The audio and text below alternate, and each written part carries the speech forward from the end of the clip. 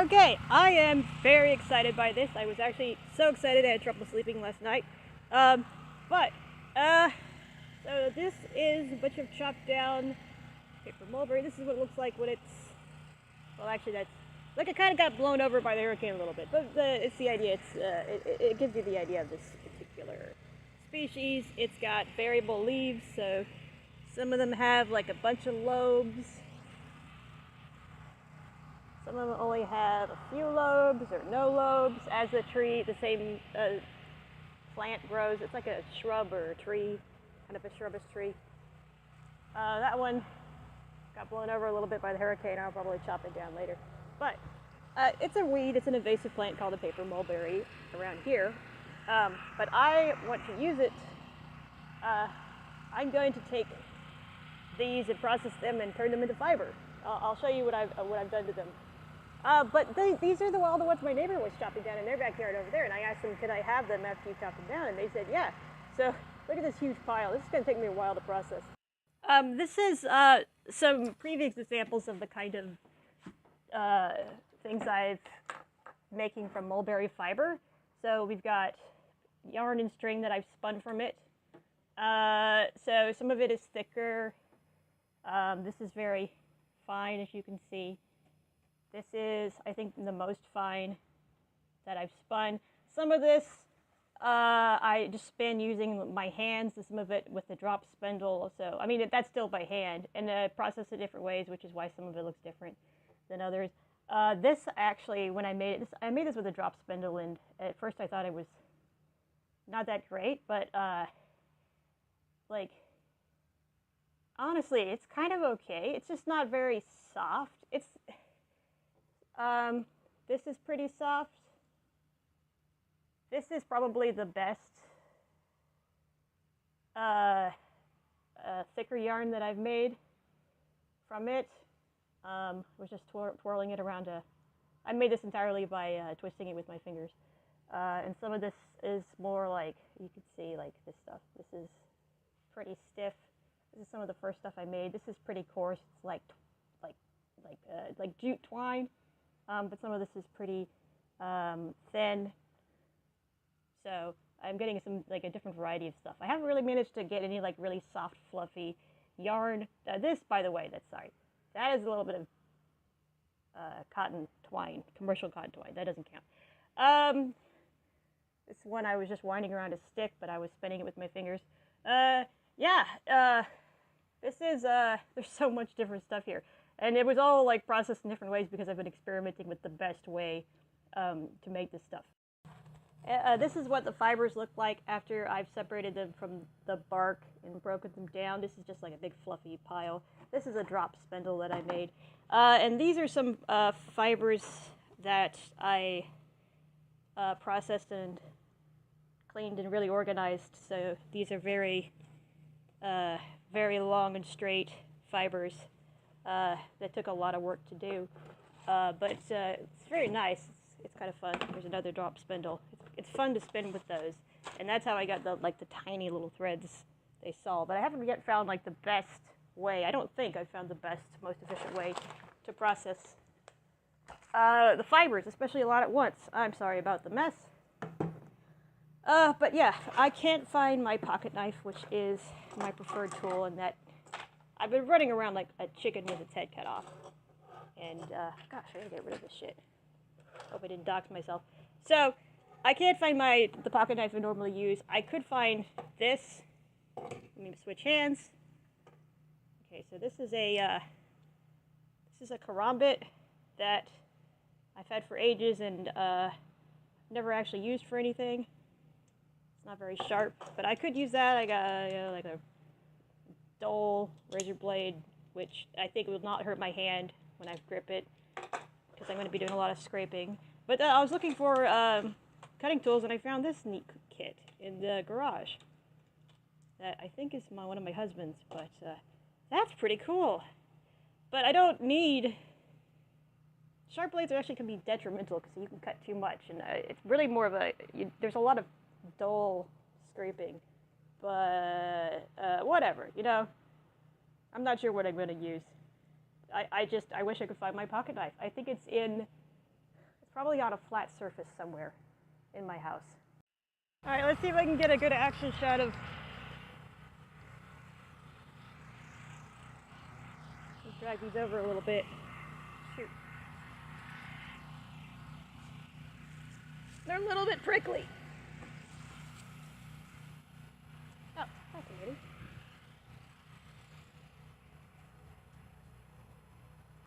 Shoot.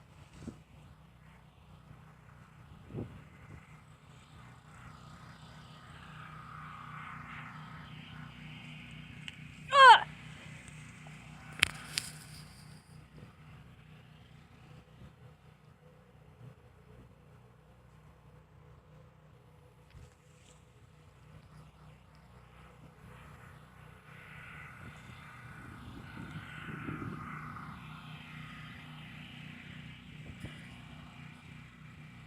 Oh, okay. Let's just get. Boom. Boom, baby. Yes. You smelling the air there? See, actually, right here. This is a very live and good looking, a nice looking paper mulberry growing right there. And that is our Mayor lemon tree, which always looks effed up. Okay. Hang on. No, I don't want to record. Stop. All right, so I've got a stem here, a tree branch, and there is a few different layers of bark. This is like the woody stem, and then there is the outer like brown bark, and there is like a thin green layer. But you can see right here as I peel it up, and it comes up very easily. Right there, you can actually see the fibers separating. Like you can see it gets stringy when you pull it out, and that is what I want to get. So there are different ways to do this, but what I found is easiest to do is to scrape the bark off when it's still on the branch. Just easier because it's round, honestly, instead of flat.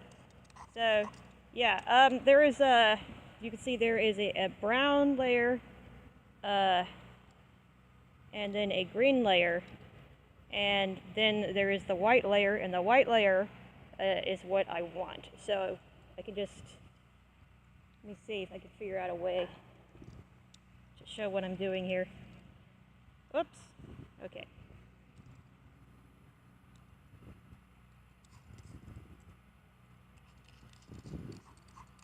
So this looks like this knife looks to me, I think it's cutting a little too much. Well, scraping up works pretty well, but it's kind of getting into the fibers a little bit, which I don't like. Let me see. This is a pretty dull blade.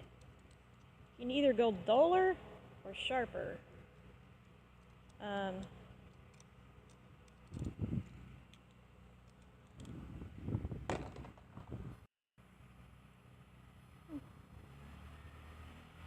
Yep.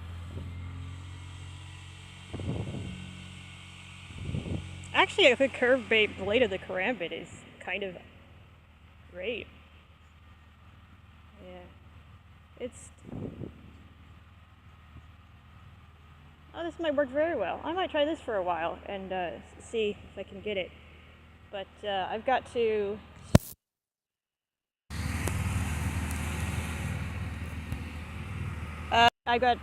so I'm going to scrape the brown bark up, and I'm going to cut the branches off as I go. I usually do this the other way around, so I'm going to flip this around. I do it, and I'm going to have the branch pointed like this and work my way up. And so like a branch like this branch here, I'm going to this branch right here. I can cut that off, and I can take the bark off that and use it separately. Some of these really small branches are just the little the leaves themselves. Don't really have a way to process them, so I'm just going to cut them off, and they become garden compost, natural compost. I've heard you could eat these. I mean, these are kind of wilted. I'm not 100% sure if they're safe to eat. and I'm not gonna take that chance. I mean, I don't know what exactly like subspecies of paper mulberry this is. What if it's poisonous and I die from eating random plants? I feel like that would be a fitting end to Rebecca. I feel like I would get what I deserve if that was me. I just remembered an experiment that I wanted to do. So if you look here, you can see, like I said, there are several layers. There is this white layer. It's like a little greenish, especially on video, but mostly white layer. And then there is this bright green layer of inner bark, and then the brown outer bark. And I don't want the brown outer bark is not fibrous, but it seems like the green inner bark is, because, for example, here, I mean, there's a little bit of the white stuff on it, but I can peel it back off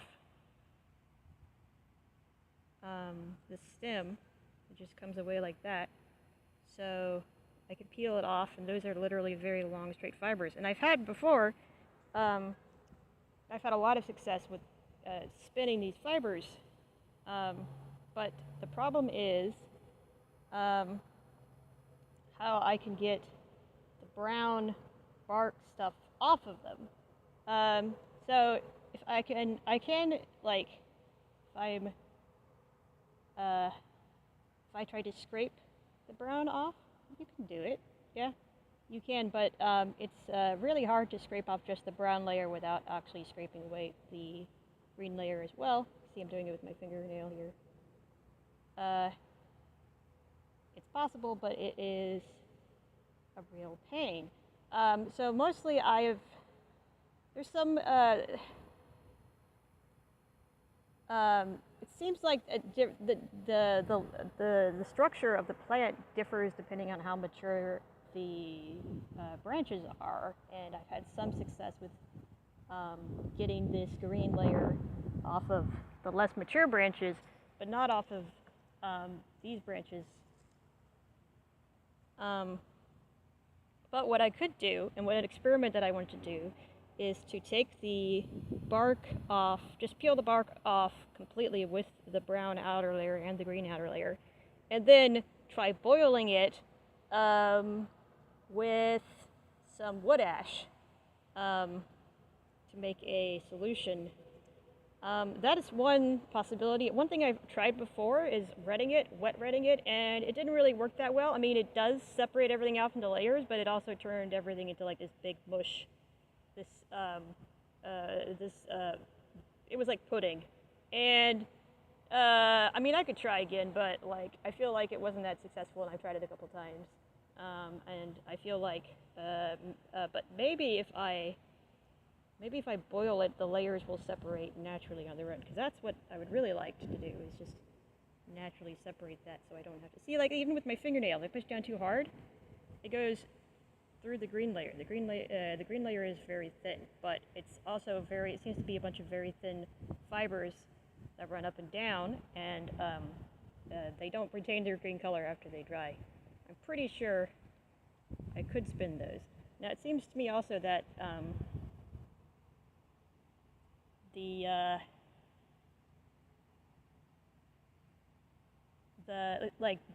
green fibers are more they're long and stiff. Well, not stiff, but they're like long, skinny, very long, skinny fibers. Whereas I think a lot of the fibers contained in the white layer are shorter and skinnier and a bit fluffier. So they have different characteristics to them. But yeah, maybe I should just gather a bunch of bark samples and then try boiling them. That sounds like fun. I think I'm going to do that. And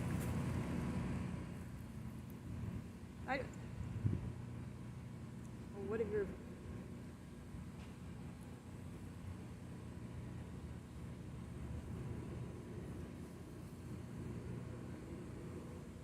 It's weird.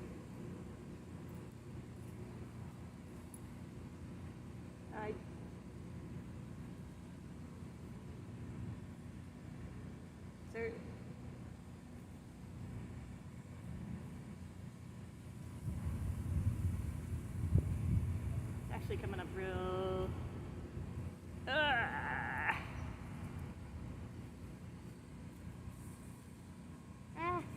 Look at this. Why did it get so skinny? Ugh. Okay. So what I'm doing here is I'm just going down the edge, and I'm separating with my thumb and my thumbnail, just separating the bark from the woody part of the stem.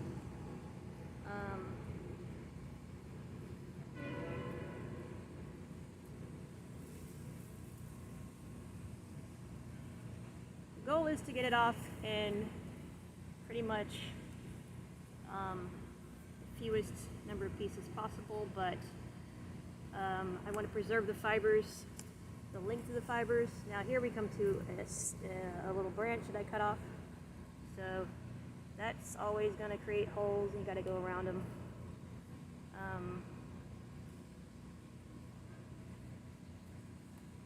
Okay, so now peeling up the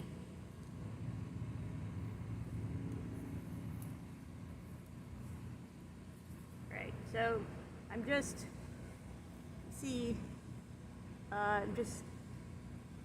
parting it with my fingers. Gotta go around this knob where there was a branch coming off of it. Just peeling it back. One thing you can do that makes it a bit faster is just you can sort of score it with a knife. But if you peel it, if you use a knife, you cut the fibers. If you peel it back, for the most part, the fibers are going to not be cut. They're just going to separate. So that's just a little bit nicer. It doesn't really matter that much on the end product, probably. Wow, this is very long. Kind of the whole point, though, of this experiment is to try to get a natural fiber, high quality. I'm shaking. I don't know why. I shake a lot in the morning. It's not morning, but it's kind of morning for me. I slept till like 10 o'clock. Oof. Okay.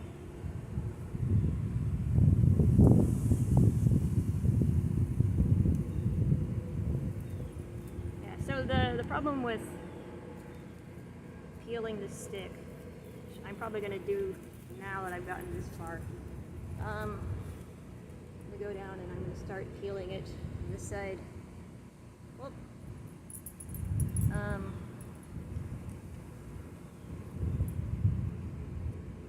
Just want to get as much of that as possible.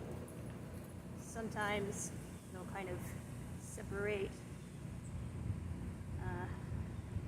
You can see like right there, there's a tiny little, not there, but right there.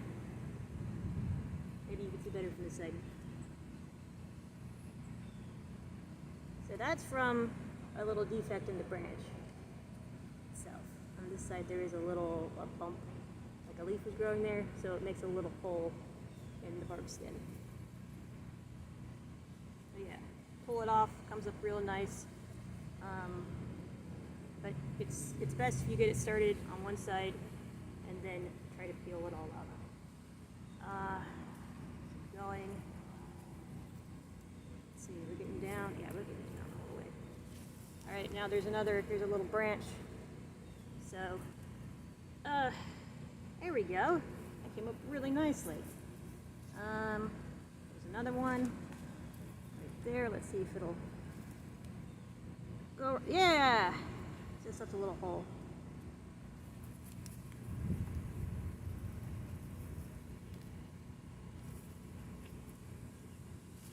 Now, this is, so you can actually see the old fibers from the bark right there, these wispy things, that's the fiber coming through the bark.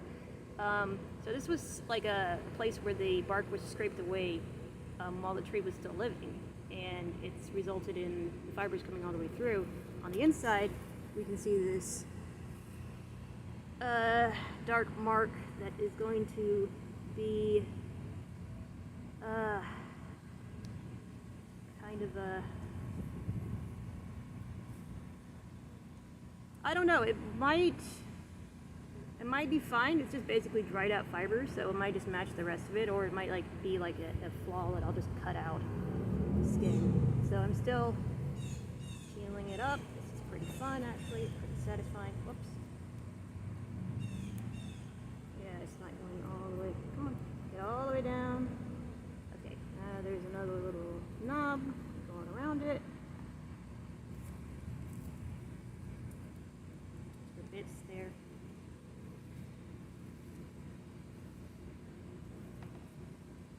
Oh, okay. Now we got to the point where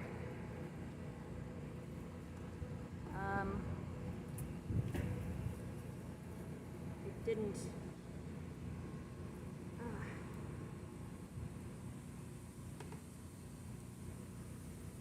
this is where it gets annoying, actually. Hang on a second. I'm gonna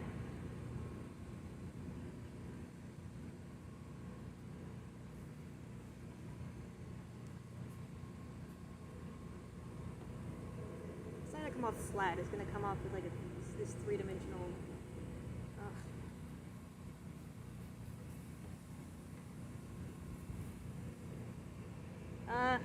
Starting to stick more. See, this is the annoying part. All right, let me get.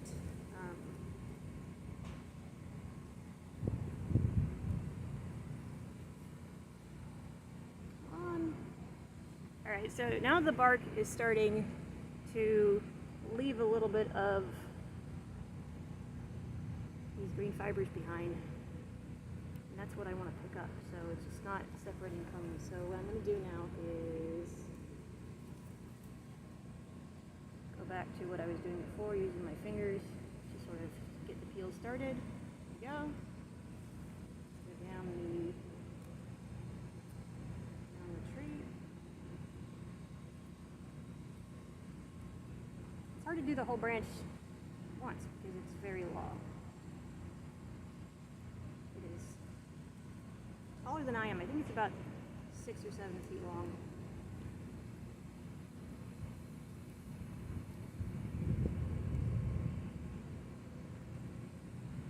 It's fun though, just using your fingers and not using even a knife or any kind of like processing tool on this. There we go.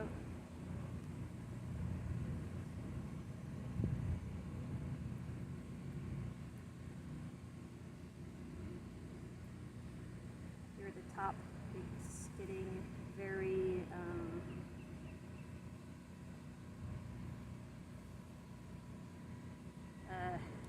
it's less woody and more like, I don't know.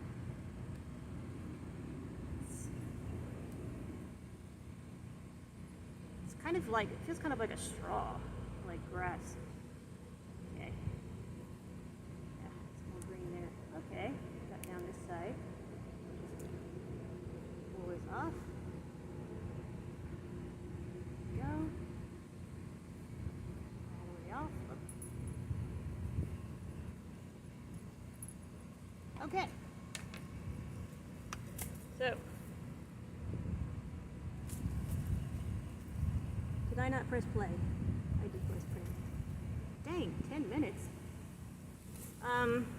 This is the full strip of bark.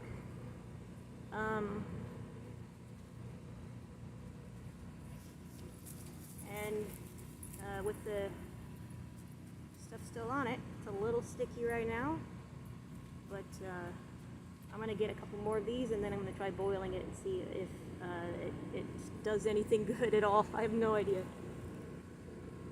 This is the stuff we moved into the porch for the hurricane, and my cat has in the last half hour decided to move her kittens here. Possibly the worst space imaginable. Girl, honey, I think I'm gonna pick up you and your kittens and take you to the office. And I know you don't want to be there, but I'm tired of this BS. Look at this thing! This is not structurally sound. Oh shit, Mr. Potter, no, Mr. Potter, go, don't. Oh my god. Okay, I'm gonna get you, girl. Okay, don't sulk. Okay, guys, hi. Look over there, I made you guys a bed. Where are you going? Where are you going?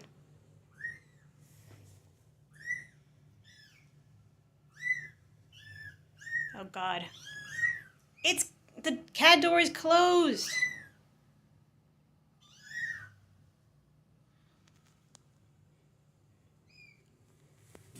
I'm really trying not to be a bitch about this, okay? I just don't think that underneath a rusty umbrella...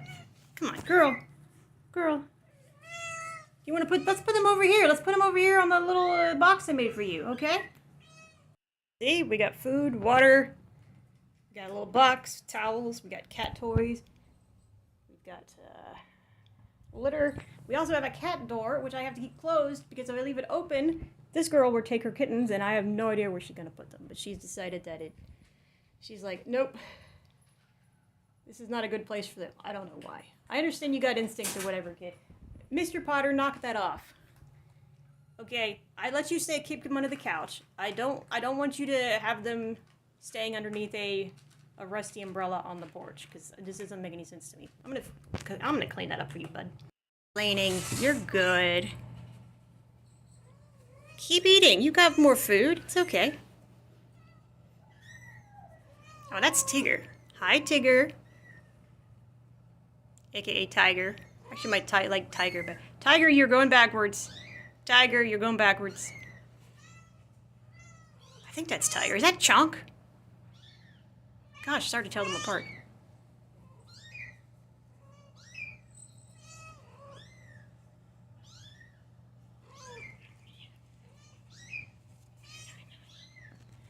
I'm sorry, girl. Your child is escaping.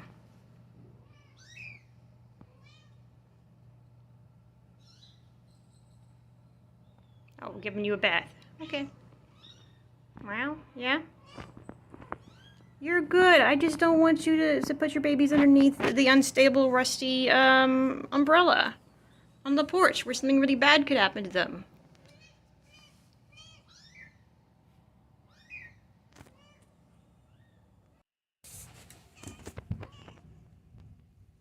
Do you have a baby there?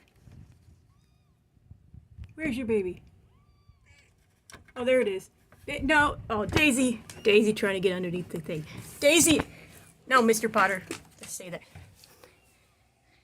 I closed that for a reason, and the reason is you're going to take your kittens and put them some stupid place. No, I'm not going to open it. You're fine in there. Oh my gosh. Would you just chill out? Just don't... Don't put your babies under... Wow. What's wrong with this room, girl? I specifically set it up for you to be comfortable in. Oh my gosh. Hey. Do you just want to be with me? You want to hang out with me? Oh, hi. I understand that.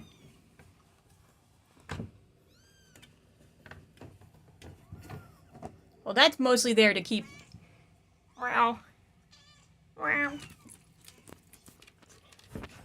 Now, you want to go? All right. So, we got some barks, and then we're gonna let it dry out a little bit. Just gonna put them right in there.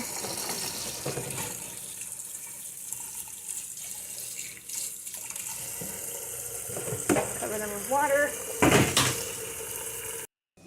Alright, this is just some ash I got from the grill from burning charcoal, and it should have a pretty high, should be pretty pretty basic, if you know what I mean, like the opposite of acidic, not like normal.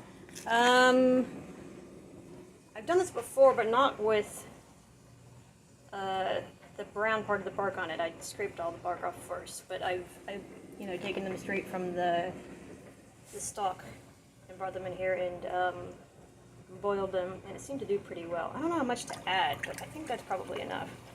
So I started doing this because I saw it as a step in processing paper mulberry to make paper, which isn't exactly what I'm doing. I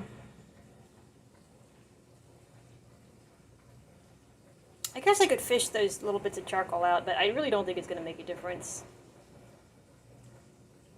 Did I say what I'm doing is making paper mulberry into paper? Well, no, but I'm making it into thread. But yeah, one of the steps was to take the bark and to boil it with plant ash. What's going on here? Oh no, that's not so pretty. Yeah.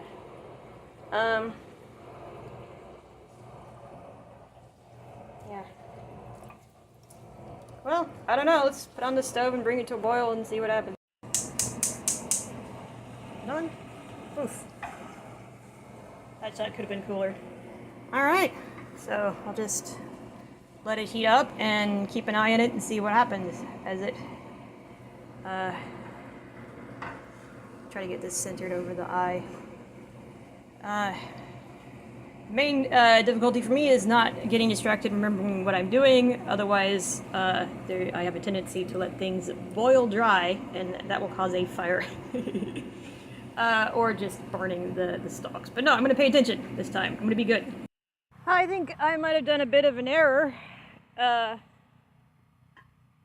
doing this, boiling this stuff inside with regard to the, the lye that I was making. Because my sinus just started burning. It got kind of iffy, and so I took this outside and I let